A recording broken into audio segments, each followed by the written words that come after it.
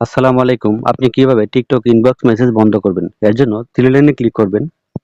তারপরে setting and privacy এখানে click করবেন। তারপর লেখা আছে প্রাইভেসি এখানে ক্লিক করে দিবেন।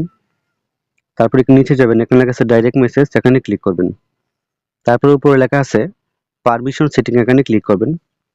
এখানে আপনি দুইটা অপশন দেখতে পারবেন, একটা হচ্ছে পটেনশিয়াল কানেকশন আর একটা হচ্ছে আদার্স অন টিকটক। এখান থেকে রিকোয়েস্ট বন্ধ করে দিলেও কিন্তু আপনাকে ইনবক্সে মেসেজ করতে পারবে। আপনাকে যারা বেশি ডিস্টার্ব করে তাদেরকে আপনি আনফলো করে দিবেন। আনফলো করে দিয়ে আপনি রিকোয়েস্ট বন্ধ করে রাখবেন। এখানে ডোন্ট ডিস্টার্ব করে দিবেন।